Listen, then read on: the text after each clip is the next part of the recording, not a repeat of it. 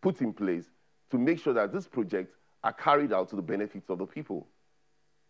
Okay, Femi, the other question will be the question of funding. Is there some sort of double dipping? The funding for the various commissions that are or they might come up with? For NDDC is quite straightforward. It's part of the derivation that's been allocated to that region. So, and I would like to believe that the other development commissions would also have funding conduits and channels that have been prepared for them.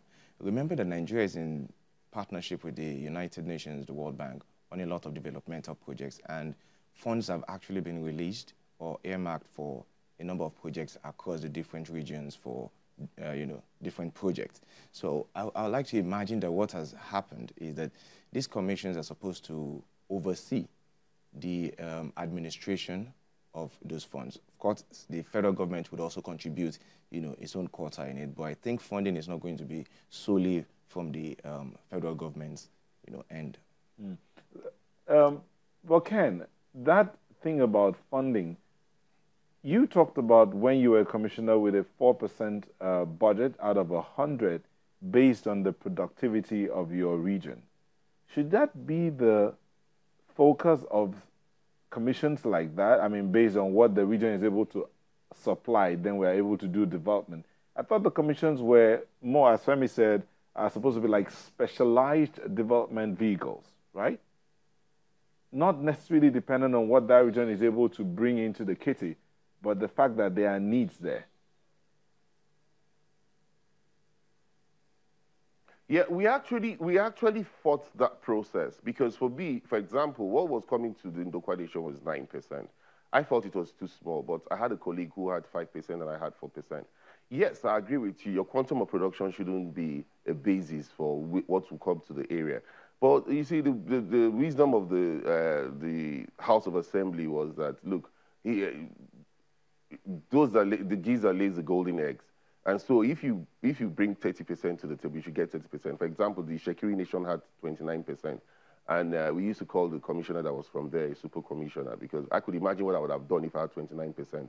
Now, if you look at the NDDC is supposed to be funded from the oil companies, 3%. And most of the oil companies are defaulting in terms of funding. And so what you are going to look is a holistic approach because I actually think that the area of funding is very key. Because, for example, like those that talk about the abandoned projects, they're very correct. There are a lot of projects that you see littered everywhere. Some people will come in and say, look, this might have been a project that was started by the former commissioner, and so I want my own project. Forgetting that government is a continuum. And they find out that the funds are not there. So if you don't have a budget that is cash-backed, why go into a new contract? You must have a cash-backed budget to be able to say, look, I am going to go into this construction of this market, and I'll be able to complete it. But you find out that some people go into these projects without looking at the funding. So what the federal government is supposed to do is to insist that the areas of funding are such that for every project that is carried out will be cash-backed. And so we don't have a litany of abandoned projects, which gives the commissions very, very, very negative image. And so I do agree with you that there must be a holistic approach in the areas of funding. NDDC will tell you that, look, we have the funds coming from government, but we have most of the oil companies defaulting in the areas that are supposed to fund this project. So the Southeast Development Commission, which is the latest commission that have been actually passed into law, must be wary of this approach. Look at what is happening in the IDP camps, for example, in the Northeast Development Commissions. We're seeing how funds are being alleged to have been diverted by NEMA.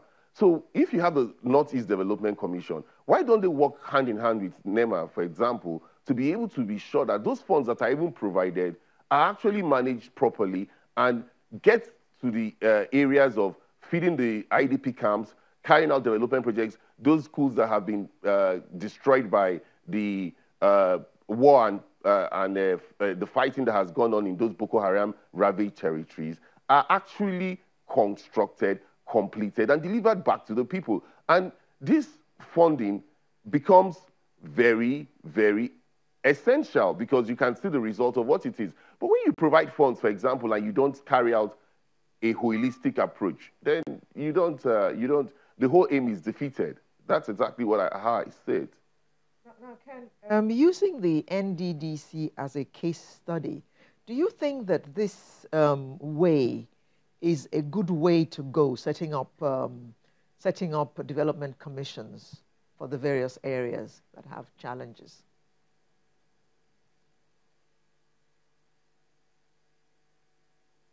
Yes, I agree with. I agree that it's a good way to go. Why do I say this? I'll give an example. There was a road I wanted to construct to my ancestral home. That road is 9 kilometers.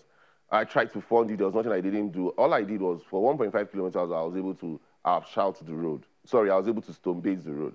And eventually, my governor took over the road. That's the present governor. And he's done it in two phases. One, he's done a 5-kilometer approach, and he's doing another 4-kilometer approach. Because the funds were not provided, I wasn't able to complete the road.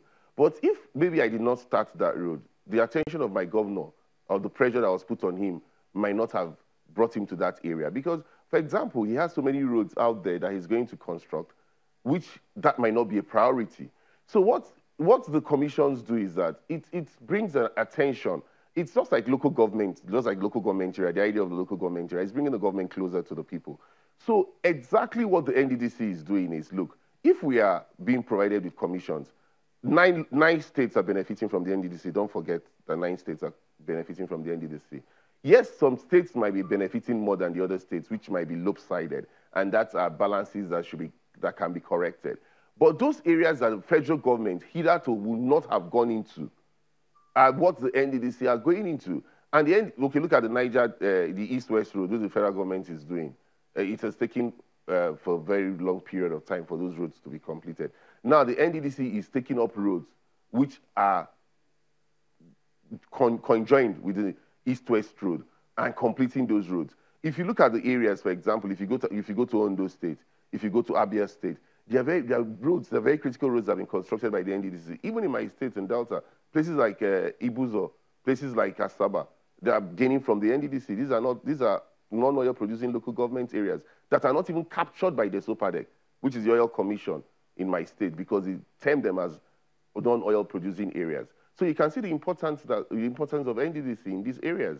For areas which hitherto are not even captured by the local commission, is captured by the NDDC. So it's quite important. Okay, so do you see the SEDC actually affecting infrastructural development in the near future? You know, why I like what the Southeast Development Commission, what they did with that bill was that they gave it a 10-year lifeline. Every other commission that has been set up, there is no lifeline.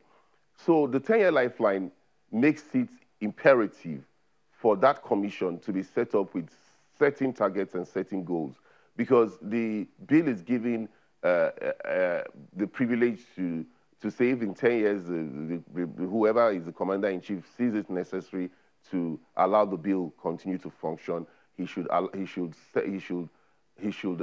maybe send an enabling amendment to the bill to the National Assembly for them to increase the lifeline from 10 years.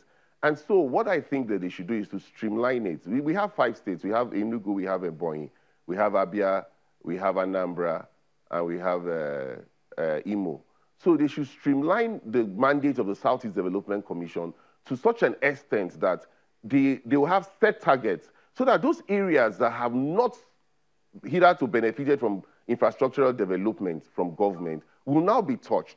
And so within that 10 years mandate, there will be a clear-cut report card from those who are managing that Southeast Development Commission. And again, they must also put checks and balances so that people do not abuse the office and so derail from the idea and the objective of why the SEDC was set up. Thank you very much, Ken. I think that's a good place to anchor it this morning. Ken Okolugbo, former Commissioner DESOPADEC, who joined us from our studio in Abuja, and we had a development consultant, Femi Onakanren, who was in our studio here in Lagos. Thank you very much for coming to share your perspectives with us this morning. Sunrise will be right back after this break with another interesting conversation.